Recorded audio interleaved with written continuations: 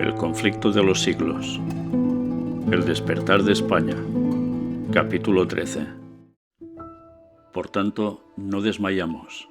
Antes, aunque nuestro hombre exterior se va desgastando, el interior, no obstante, se renueva de día en día, porque esta leve tribulación momentánea produce en nosotros un cada vez más excelente y eterno peso de gloria, no mirando nosotros las cosas que se ven, sino las que no se ven, pues las cosas que se ven son temporales, pero las que no se ven son eternas.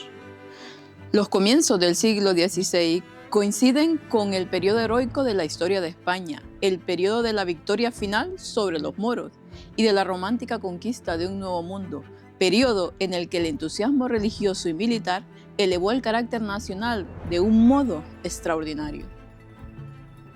Tanto en la guerra como en la diplomacia y en el arte de gobernar, se reconocía y temía la preeminencia de los españoles. A fines del siglo XV, Colón había descubierto y reunido la corona de España, territorios dilatadísimos y fabulosamente ricos. En los primeros años del siglo XVI fue cuando el primer europeo vio el Océano Pacífico. Y mientras se colocaba en Aquisgrán la corona de Carlomagno y Barbarroja sobre la cabeza de Carlos V, Magallanes llevaba a cabo el gran viaje que había de tener por resultado la circunnavegación del globo, y Cortés hallábase empeñado en la ardua conquista de México. 20 años después, Pizarro había llevado a feliz término la conquista del Perú. Con la invención de la imprenta se difundió la Biblia por los hogares del pueblo, y como muchos aprendieran a leer para sí la palabra de Dios, la luz de la verdad disipó las tinieblas de la superstición como por obra de una nueva revelación. Deseosos de respirar un ambiente más sano, surgieron por todas partes evangelistas inspirados por una doctrina más pura. Muchos católicos, cristianos, nobles y serios, entre los que se contaban no pocos del clero español e italiano, se unieron a dicho movimiento que rápidamente iba extendiéndose por Alemania y Francia. Como lo declaró el sabio arzobispo de Toledo, Bartolomé de Carranza, en sus comentarios del Catecismo, aquellos piadosos prelados querían ver revivir en su sencillez y pureza el antiguo espíritu de nuestros antepasados y de la Iglesia primitiva. El clero de España era competente para tomar parte directiva en este retorno al cristianismo primitivo. Siempre amante de la libertad, el pueblo español, durante los primeros siglos de la era cristiana, se había negado resueltamente a reconocer la supremacía de los obispos de Roma, y solo después de transcurridos 8 siglos le reconocieron al fin a Roma el derecho de entremeterse con autoridad en sus asuntos internos. Fue precisamente con el fin de aniquilar ese espíritu de libertad característico del pueblo español hasta en los siglos posteriores, en que había reconocido ya la supremacía papal, con el que en 1483 Fernando e Isabel, en hora fatal para España, permitieron el establecimiento de la Inquisición como tribunal permanente en Castilla y su restablecimiento en Aragón, con Tomás de Torquemada como inquisidor general. A pesar de tan extraordinarios esfuerzos para despojar a los hombres de sus libertades civiles y religiosas y hasta la del pensamiento, ¿lograron su cometido? No. El ardor del entusiasmo religioso, unido al instinto profundo de la libertad civil, indujo a muchos hombres y mujeres piadosos a aferrarse tenazmente a las enseñanzas de la Biblia y a sostener el derecho que tenían de adorar a Dios según los dictados de su conciencia. De aquí que por España se propagase un movimiento análogo al de la revolución religiosa que se desarrollaba en otros países, al paso que los descubrimientos que se realizaban en un mundo nuevo prometían al soldado y al mercader territorios sin límites y riquezas fabulosas. Muchos miembros de entre la familia más noble fijaron resueltamente sus miradas en las conquistas más vastas y riquezas más duraderas del Evangelio. Ya en 1519 empezaron a aparecer en forma de pequeños folletos en latín los escritos de los reformadores de otros países, a los que siguieron meses después obras de mayor aliento, escritas casi todas en castellano. Y gracias a esto hoy nosotros, los de habla hispana, estamos en este Evangelio. En ellas se ponderaba la Biblia como piedra de toque que debía servir para probar cualquier doctrina.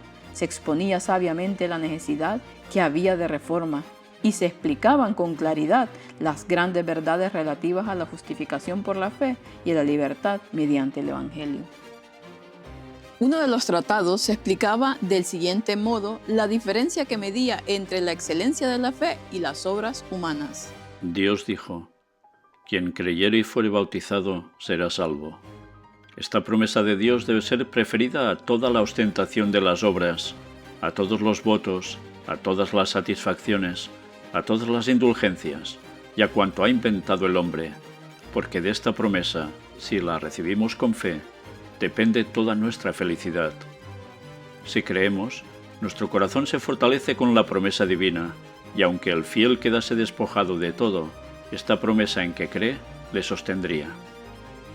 Con ella resistiría al adversario que se lanzara contra su alma. Con ella podrá responder a la despiadada muerte y ante el mismo juicio de Dios. Su consuelo en todas sus adversidades consistirá en decir: yo recibí ya las primicias de ella en el bautismo. Si Dios es conmigo, ¿quién será contra mí? Estas exposiciones de la libertad del Evangelio no podían dejar de llamar la atención en un país donde el amor a la libertad era tan arraigado. Los tratados y folletos pasaron de mano en mano. Los amigos del movimiento evangélico en Suiza, Alemania y los Países Bajos seguían mandando a España gran número de publicaciones. No era tarea fácil para los comerciantes burlar la vigilancia de los esbirros de la Inquisición, que hacían cuanto podían para acabar con las doctrinas reformadas, contrarrestando la ola de literatura que iba inundando al país. No obstante, los amigos de la causa perseveraron hasta que muchos miles de tratados y de libritos fueron introducidos de contrabando, burlando la vigilancia de los agentes apostados en los principales puertos del Mediterráneo y a lo largo de los pasos del Pirineo. A veces se metían estas publicaciones dentro de fardos de heno o de yute, o en barriles de vino de Borgoña o de champagne. A veces iban empaquetadas en un barril interior impermeable dentro de otro barril más grande lleno de vino. Año tras año, durante la mayor parte del siglo XVI, hiciéronse esfuerzos constantes para abastecer al pueblo con testamentos y Biblias en castellano y con los escritos de los reformadores. Era una época en que la palabra impresa había tomado un vuelo que la llevaba como el viento lleva las semillas hasta los países más remotos. Entretanto, la Inquisición trataba de impedir con redoblada vigilancia que dichos libros llegasen a manos del pueblo. Los dueños de librerías tuvieron que entregarle tantos libros que casi se arruinaban. Ediciones enteras fueron confiscadas y no obstante, ejemplares de obras importantes, inclusive muchos nuevos testamentos y porciones del Antiguo, llegaban a los hogares del pueblo, merced a los esfuerzos de los comerciantes y colportores. Esto sucedía así, especialmente en las provincias del norte, en Cataluña, Aragón y Castilla la Vieja, donde los valdenses habían sembrado pacientemente la semilla que empezaba a brotar y que prometía abundante cosecha. El poder del Espíritu Santo asistió a los reformadores en la tarea de presentar las verdades de la palabra de Dios. Durante las grandes dietas convocadas de tanto en tanto por Carlos V, hizo una gran impresión en el ánimo de los nobles y de los dignatarios de la Iglesia que de España acudieron a aquellas. Por más que algunos de estos, como el arzobispo Carranza, se les contase durante muchos años entre los más decididos partidarios del catolicismo romano, con todo no pocos se dieron al fin a la convicción de que era verdaderamente Dios quien dirigía y enseñaba a aquellos intrépidos defensores de la verdad que, con la Biblia, abogaban por el retorno al cristianismo primitivo y a la libertad del Evangelio. Entre los primeros reformadores españoles que se valieron de la imprenta para esparcir el conocimiento de la verdad bíblica, hay que mencionar a Juan Valdés.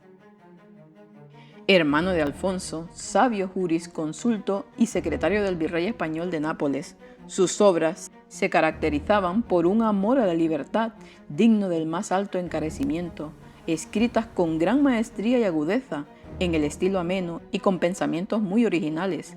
Contribuyeron grandemente a echar los cimientos del protestantismo en España. Francisco San Román, natural de Burgos e hijo del alcalde mayor de Briviesca, en el curso de sus viajes comerciales tuvo oportunidad de visitar a Bremen, donde oyó predicar las doctrinas evangélicas. De regreso a Amberes, fue encarcelado durante 8 meses, pasados los cuales se le permitió proseguir su viaje a España, donde se creía que guardaría silencio. Pero tal cual aconteciera con los apóstoles de antaño, no pudo dejar de hablar las cosas que había visto y oído, debido a lo cual no tardó en ser entregado a la Inquisición en Valladolid. Corto fue su proceso y la hoguera fue su destino. Hacía cerca de un cuarto de siglo que la doctrina reformada había llegado por primera vez a Valladolid. Empero, durante dicho periodo, sus discípulos se habían contentado con guardarla en sus corazones o hablar de ella con la mayor cautela a sus amigos de confianza. El estudio y la meditación, avivados por el martirio de San Román, pusieron fin a tal retraimiento.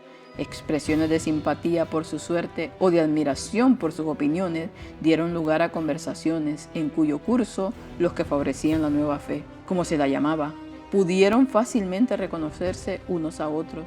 El celo y la magnanimidad que dio prueba el mártir al arrostrar el odio general y al sufrir tan horrible muerte por causa de la verdad, provocó la emulación hasta de los más tímidos de aquellos.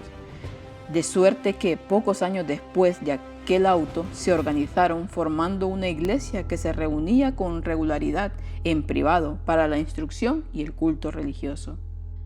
Respecto al carácter y posición social de los que se unieron al movimiento reformador en España, se expresa así el historiador. Tal vez no hubo nunca en país alguno tan gran proporción de personas ilustres, por su cuna o por su saber, entre los convertidos a una religión nueva y proscrita. Esta circunstancia ayuda a explicar el hecho singular de que un grupo de disidentes que no bajaría de 2000 personas, diseminadas en tan vasto país y débilmente relacionadas unas con otras, hubiese logrado comunicar sus ideas y tener sus reuniones privadas durante cierto número de años, sin ser descubierto por un tribunal tan celoso como lo fue el de la Inquisición. Al paso que la reforma se propagaba por todo el norte de España, con Valladolid por centro, una obra de igual importancia centralizada en Sevilla llevase a cabo en el sur.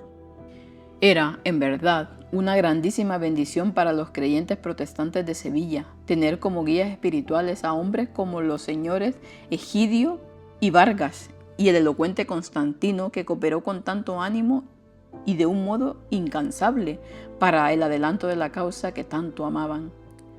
Asiduamente, ocupados en el desempeño de sus deberes profesionales, durante el día se reunían de noche con los amigos de la doctrina reformada, unas veces en casa particular, otras veces en otra. El pequeño grupo de Sevilla creció insensiblemente y llegó a ser el trono principal del que se tomaron ramas para plantarlas en la campiña vecina. Durante su ministerio, Constantino, a la par que instruía al pueblo de Sevilla desde el púlpito, se ocupaba en propagar el conocimiento religioso por el país por medio de la prensa. Si se tienen en cuenta el carácter y la alta categoría de los caudillos del protestantismo en Sevilla, no resulta extraño que la luz del Evangelio brillase ahí con claridad bastante para iluminar no solo muchos hogares del bajo pueblo, sino también los palacios de príncipes, nobles y prelados. La luz brilló con tanta claridad que, como sucedió en Valladolid, penetró hasta que algunos de los monasterios, que a su vez se convirtieron centro de luz y bendición.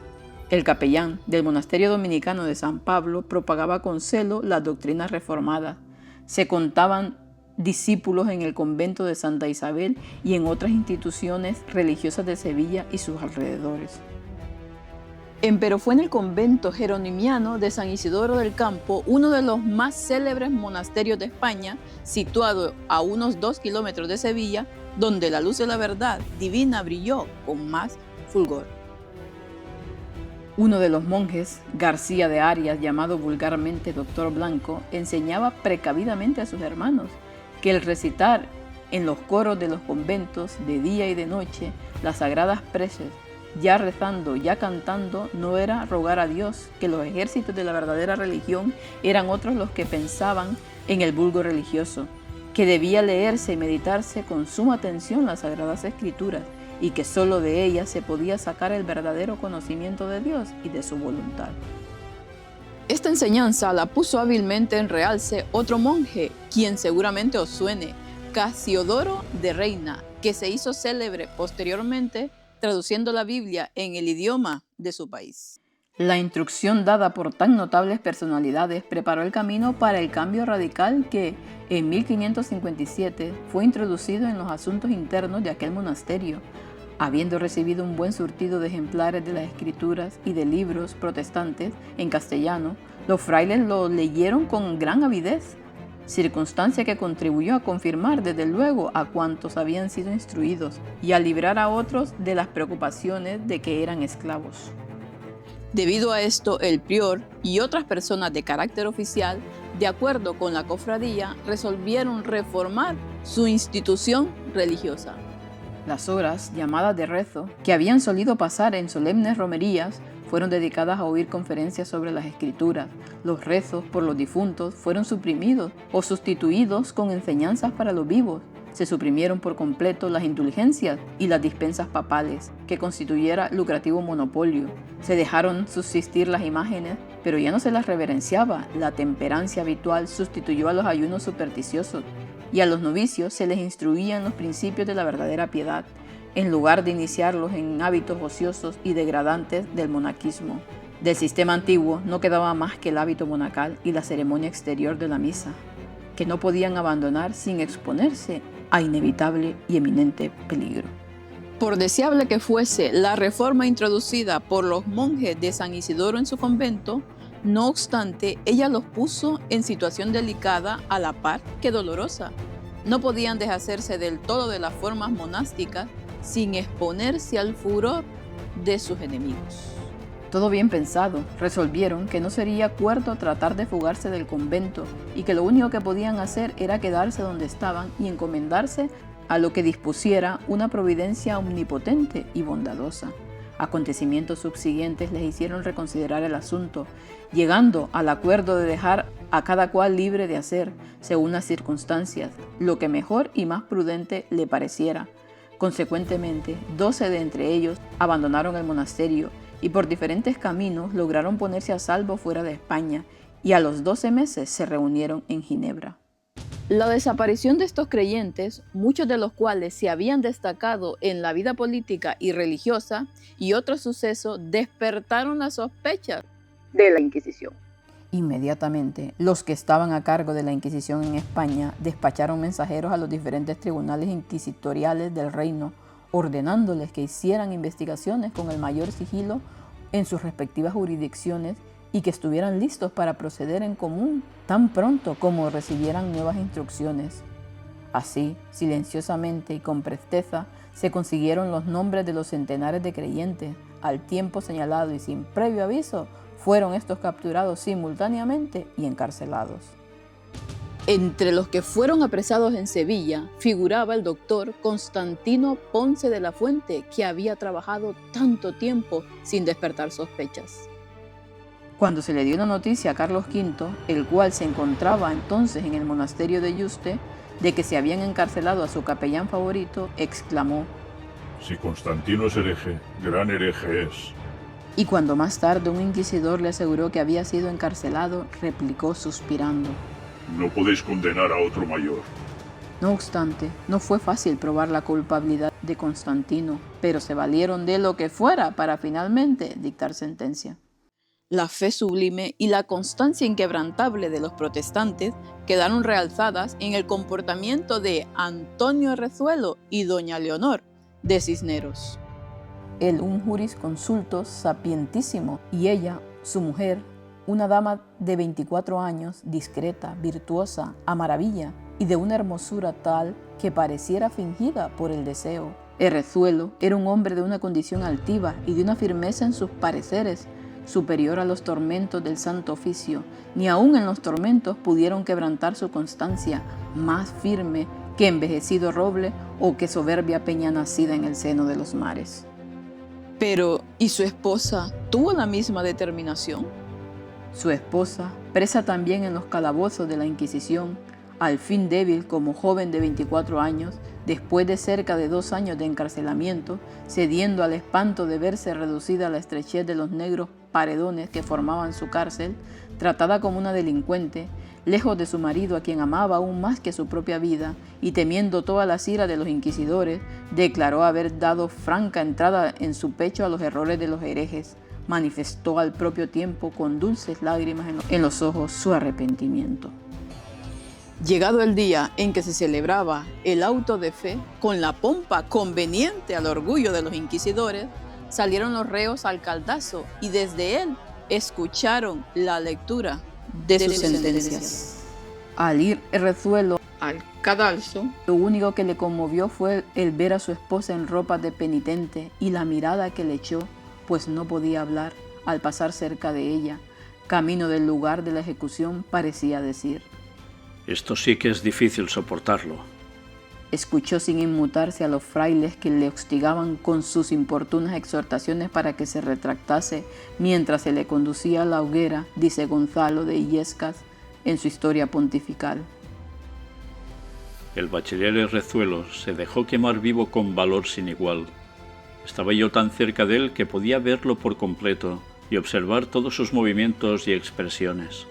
No podía hablar, pues estaba amordazado, pero todo su continente revelaba que era una persona de extraordinaria resolución y fortaleza, que antes que someterse a creer con sus compañeros lo que se les exigiera, resolvió morir en las llamas. Por mucho que lo observara, no pude notar ni el más mínimo síntoma de temor o de dolor.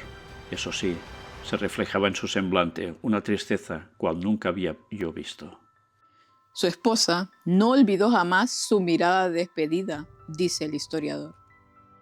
La idea de que había causado dolor a su corazón durante el terrible conflicto por el que tuvo que pasar, avivó la llama del afecto que hacia la religión reformada ardía secretamente en su pecho, y habiendo resuelto, confiada en el poder que se perfecciona en la flaqueza, seguir el ejemplo de constancia dado por el mártir, interrumpió resueltamente el curso de penitencia que había dado principio.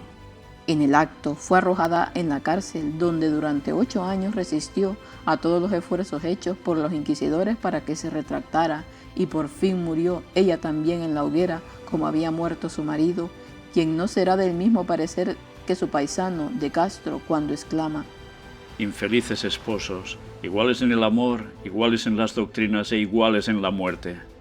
¿Quién negará una lágrima a vuestra memoria y un sentimiento de horror y de desprecio a unos jueces que, en vez de encadenar los entendimientos con la dulzura de la palabra divina, usaron como armas del raciocinio los potros y las hogueras? Tal fue la suerte que corrieron muchos que en España se habían identificado íntimamente con la Reforma Protestante en el siglo XVI. Su sangre no fue derramada en vano, sirvió de combustible para seguir avivando la llama que resplandece en la oscuridad.